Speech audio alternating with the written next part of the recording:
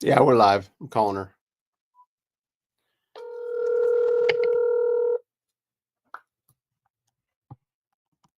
Hello. Hi, Mama. Hello.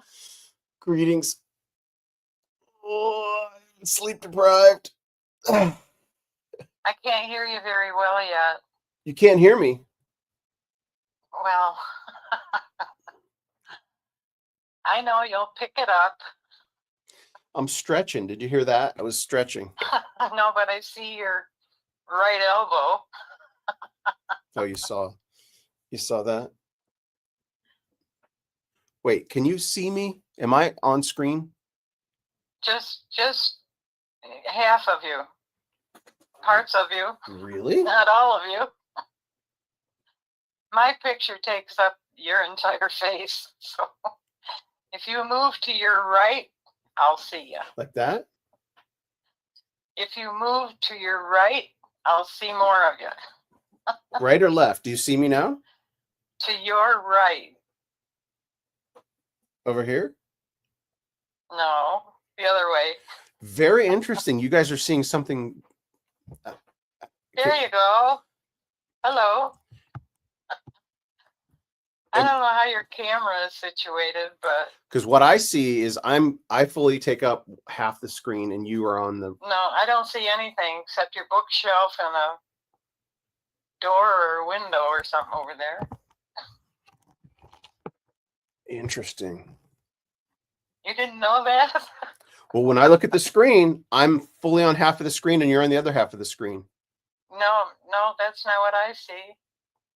I take up half of the screen and the other half is your bookcase.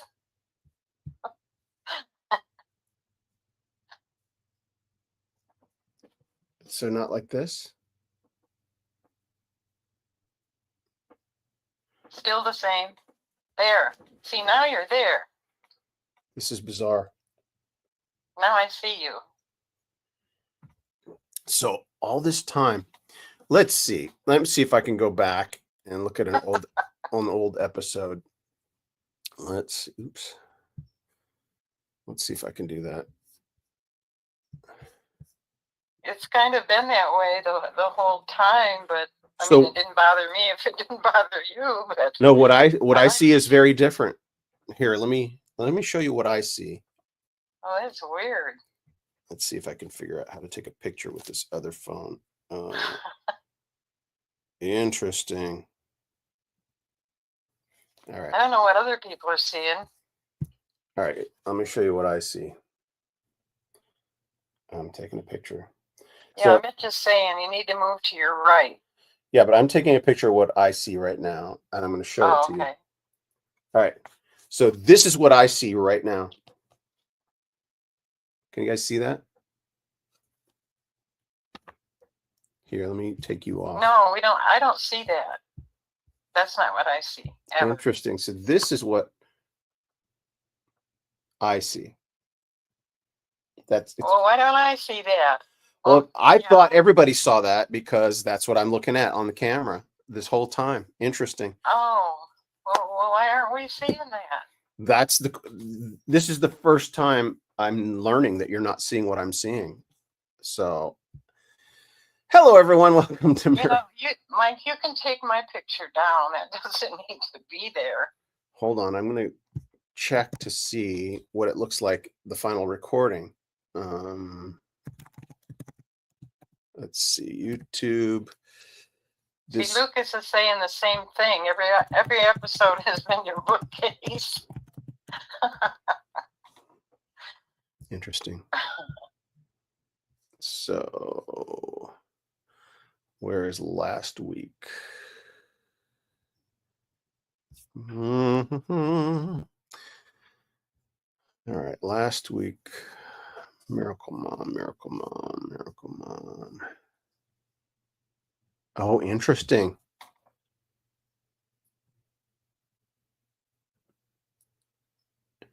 Fascinating that I'm not seeing what you guys are seeing. So, all this time. Can you see me now? I can see it. I can see. Yeah, now I can see you. like that.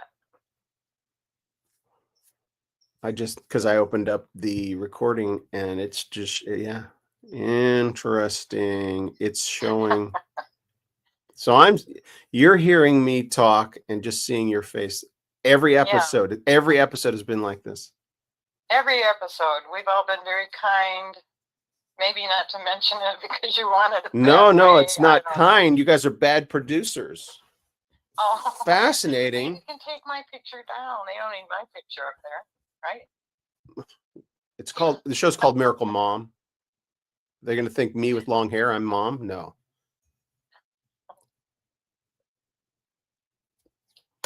Well, but that's good the way you have it right now. All of this, yes. 2 weeks ago, or couple weeks ago, I think it was Kathy actually was the first one to really point this out.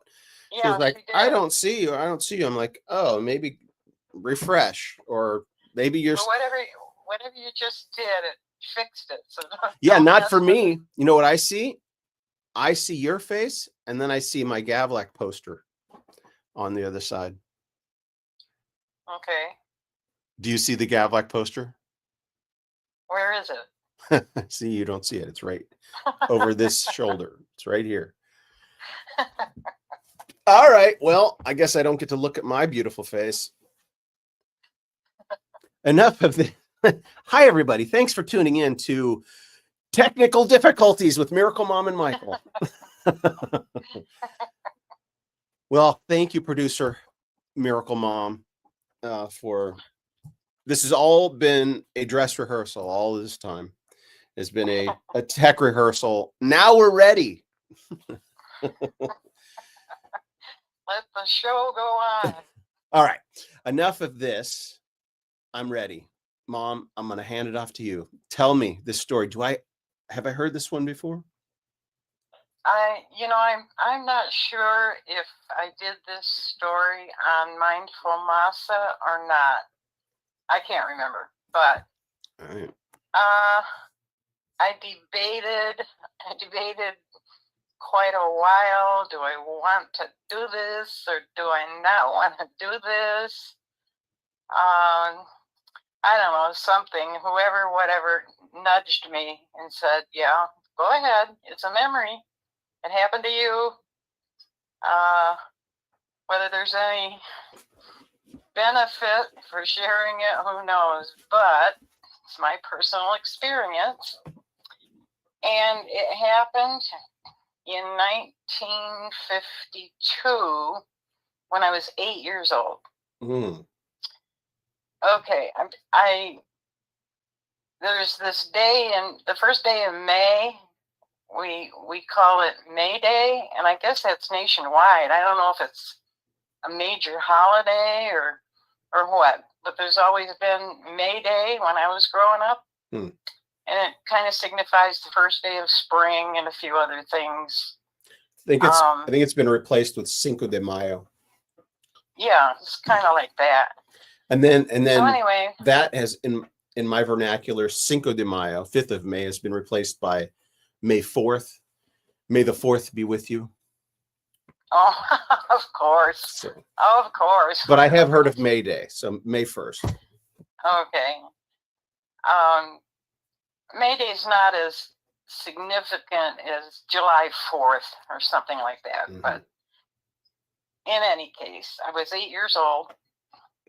Now, when I was a little girl at that age, May Day meant something. You know, we would, as kids, we would kind of do something nice for mom and dad on that day, or maybe a neighbor, and the day came. On that day in 1952, I decided to do something for my neighbor. Uh-oh. And the neighbor was my mother's best friend. We've already had that show where Linda. She named her daughter Linda. Mm-hmm. That was my mother's best friend across the street, right? Mm-hmm. So good intentions. I can see it coming. Yeah, just a child with good intentions, right? Oh dear. Well, here it comes. Down the street, a few houses down, there was a huge empty lot, and it was just, wild grass and wild flowers, and it was really a nice place where we used to go play on that lot as kids. It was safe, but there were no buildings on it or anything, just a wild place to go and play and have our fun. Well, on May Day, I decided I'm going to go down there to that lot, and I'm going to pick a big bouquet of wildflowers, and I'm going to take it over to my mom's best friend to surprise her on May Day. So I went down, and I had a big old handful of wild flowers, and I took a rubber band with me, to wrap around the stems to hold it together like a bouquet. And I'm only 8 years old, so in my child's mind, I went over to their house, and they didn't have a porch at all. It was just the front part of the house, and the front door was there with some bricks, 3 or 4 brick steps and a little landing at the front door. So I went over, and I went to the front door, and I'm only 8. Remember, I'm only 8, so I didn't think this through. I think that's an important part of this story, yes. You what? That must be an important part of this story. Yes, it is. What I did was I laid the bouquet down. They had a welcome mat right there. So I laid the bouquet down, and I wanted to surprise them. So I laid it down, and I rang the doorbell 3 or 4 times, and then I ran around the side of the house because I wanted to hide so I could peek when my mom's best friend opened the door. I wanted to see her smile and wonder, oh, where did this beautiful bouquet come from? All right, well, that's what I did. So I'm standing by the side of the door. I heard the door open, and I just barely poked my head to see who was there. And as I did that, it was my mom's best friend's husband. His name is Ed. He came down those steps. He came around the side of the house where I was, and he slapped me in the face. And his face was as red as a beet. And he started screaming at me.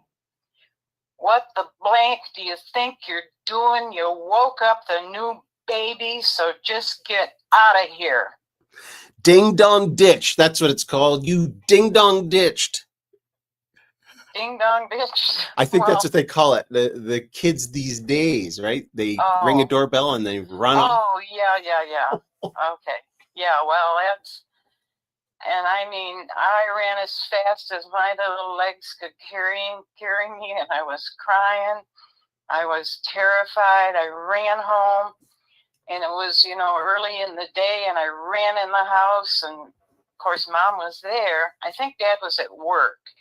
And boy, Ed is glad that Dad was at work, let me tell you. So I ran in the house, and, Mom saw me coming, and I'm crying and sobbing and can hardly talk, and she's listening, and she's crying, and we're just a crying mess. And, after that, she calmed me down. There was a red mark on my face. There was a red mark on my face. Wow. It slapped me. And, she did what a mom's going to do to comfort me and calm me down. And I guess I sort of went about, my business for the day. I can't remember all of what happened right away after that. However, the day went by. Dad came home from work, and Mom gave him the story, and I did not hear their conversation. I did not know what the adults were involved in terms of dealing with this. My only next memory, which is almost confusing to me, because I was only 8, all of a sudden, it had to have been decided between the adults. Obviously, my mom and dad went over there and had a conversation. Not on the phone. No, they walked across the street face to face. had a conversation.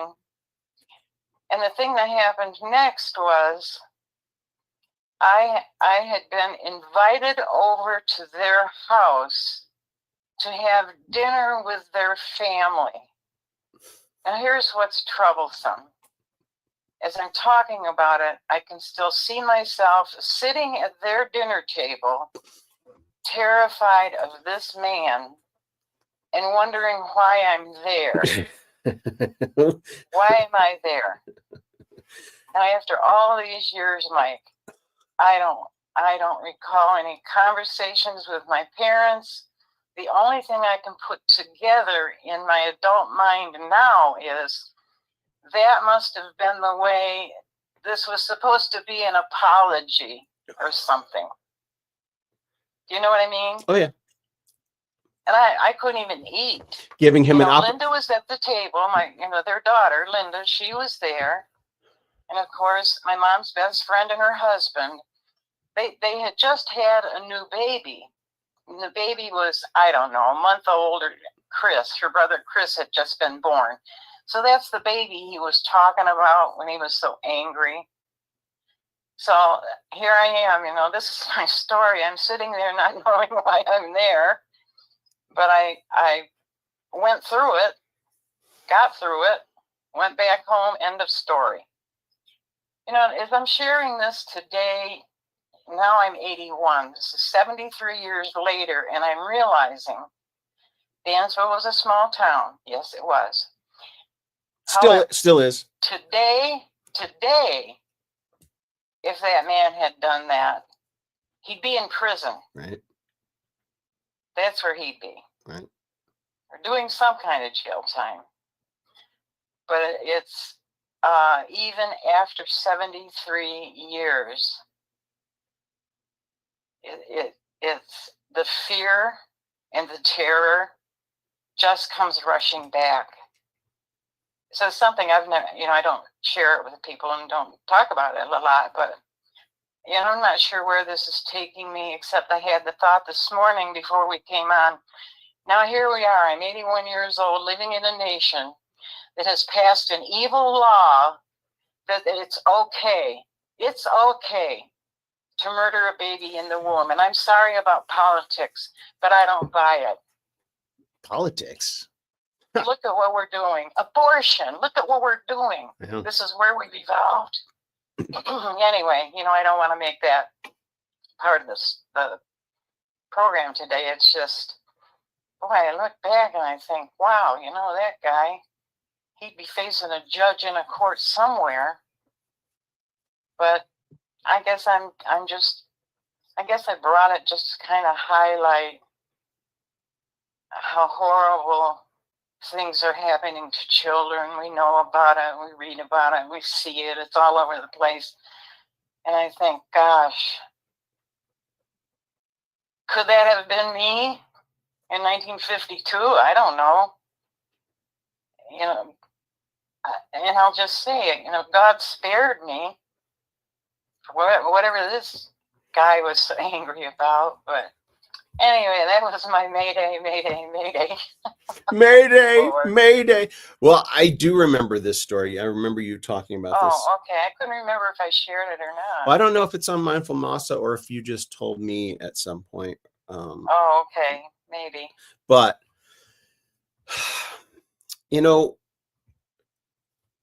a couple of things come to mind because it's, you even mentioned it. It was like, it was a different time back then, right? It was a different time, how things have changed. And a lot of times we say that in the sense of, good times, the good old days, right? It was the good old days, and that those times are gone forever. And I have a bit of a pushback on that notion, not on you, but on that idea that things will never, can never be returned to the good old days. The good old days had their problems as well. And in your story, there's, one of the good things about the good old days is an 8-year-old girl can go wandering around her neighborhood freely without any fear of abduction. Right, down on that big field at the end of our street. We had lots of fun. It's just you, right? All on your own, deciding to do right. a good deed. And that is the heart of the story, the heartbreaking heart of the story is you wanting to do good, right? You have this childlike innocence and a sincere desire to be a blessing to someone, someone who just had a child, right? I'm going to give a bouquet of flowers. And compounding that goodness, you're wanting not just to bless, but surprise, right? You want to bless with a surprise, right? It's a compounding of the blessing. You want to see the excitement and evenness and even anonymity, right? It's a selflessness. You didn't want to be standing there handing and getting the credit. You were like, she doesn't need to know who it is. And maybe you would jump out if it was her, right? This is all the purity. Christ calls us to be like little children. And those are the qualities that we're demonstrating, right? And then the shock of the world, right? Your good intentions bringing upon you horror, a lasting horror, as you said. At 81 years old, you still feel that it's a visceral reaction, and it's I shake when I'm telling you. Well, it's a wake up call, right? At 8 years old, like there's a cinematic or a kind of a storytelling term, and I forget what it is. When the innocence of childhood is lost, right? That's what happened, right? And it was like you've never seen that, and thank God it was only a slap to the face, as you were saying. It could have been something far worse, and far worse does happen to children 8 years old and younger, right? And so, by the grace of God, you only experienced that. But in this story, it's it's my sleep deprivation. I'm forgetting the words. It's a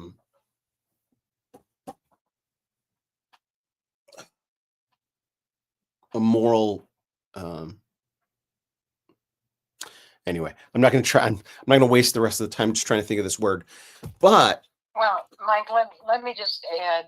While I'm sharing this, the truth is, in all of the years that I grew up in my own home with my parents, there was never one single ever physical abuse to any of all 5 of us kids. Ever, ever, ever. Never. It's the only traumatic childhood trauma I ever experienced. My parents were loving people. They didn't need to physically correct us. We grew up where all you needed was a look on their face. That's all you needed. If you'd done something wrong, you know what I mean? Yeah. No belts, no punishment. But boy, you better tell us the truth here. So, I thank my parents for growing up in a loving home like that. Amen. Absolutely. Another thing I want to point out about a different time. Again, it was a small town, and so we live in a different time where we have instant access to all kinds of stories, and so that man today would not have been so ready. So there's the good old days of 8-year-old can go wandering around picking flowers without fear of abduction. But the good old days also have, this is the bad. The guy was he was uninhibited. He was enraged and felt like there would be no consequence, right? And maybe he was sleep deprived as well and was out of his mind. And that that story of you sitting at that table, clearly your parents were, bringing reconciliation or confronting the guy and torturing you in the process, not unwittingly or thinking you needed to be there for this reconciliation. It reminds me of Larry, my stepfather. when I was being bullied in 7th grade. And the bully lived down the street, and he took me to the bully's house to confront the bully's mom. Or I'm like, wait, this is this is torturing me. And the bully and his older brother, and it was like a single mother, and I don't think she spoke much English. And it was like, oh, this was good intentions by your parents and by Larry, but I just remember this suffering by having to be in the presence of that bully, and you having to. So I even wondered, I still have so many questions about that moment, and I wished I would have brought it up to my mom, but I never brought it up to her. I wondered if maybe they called the cop, the local cop, and had a discussion with him about anything. Anyway, I don't know. So there were no cops. My final observation, or my final thought on this is, I remember that town, and I remember it the way you remember it, because you're saying it was 1952, 53. I remember it in 1978, 77, 78, 79, when I lived there. And I remember it being, I was allowed to wander freely all over town, as was Michelle. Right. And so in those 25 years between when you had that experience and I had my experience, that's still the same. That sense did not change, even though the world was changing, that sense. And today, I don't know, I'm sure there's still some small town feeling, but they probably lock their doors, right? Because when you have instant access to the World Wide Web and you see the horrors and drugs and things coming in, so it's changed in that regard. But I know of a town that's gone in the other direction. Well, not that it was ever dangerous, but when Christianity spreads, it can have the reverse effect on a community. And there's a town, there's a town in Moscow, Idaho, where my pastor friend Doug Wilson's ministry is at. And whenever I go there, when I drive into town, the middle of town, and get out of my car, I have that feeling again. And, awesome. and it's like, oh my gosh, it's not something that's lost and gone forever. It's actually a part of Reformation. Doug recently did a video on the 3 R's: renewal, revival, and reformation. And we're at the cusp of a revival reformation. It's not enough to just have a revival, but to have our culture reformed and repentance, right? As you were mentioning, and I'm glad you mentioned it, abortion, that the most innocent humans that require the most protection are actually the most exposed. And that is our evil as Americans. And that, from the federal level, has been reversed, and it's working its way through the courts in each state. There are states that are making it against the law, and that will spread, and that will return each little burg, each little village, each little ville, like Dansville, back to that innocent, wholesome neighborhood where you can leave your doors unlocked and an 8-year-old girl can go to a field and pick flowers and wander around. That's what I think that's actually going to spread. But that's me, the optimist. I think that's actually what God intends as well. And our time is wrapping up, Mom. You have any final words for today's episode? Because I need to take a nap. I'm going to take a nap. Just that I loved the EM family, and it's always so comforting to spend this time with everyone, and I wish everybody could come and share their memories. Well, if things but you have a safe trip today. Thank you. It should be a couple-hour drive. Traveling mercies. A couple-hour drive. I want to finally acknowledge Kathy Hart, a newcomer to us here. I'm glad she's here.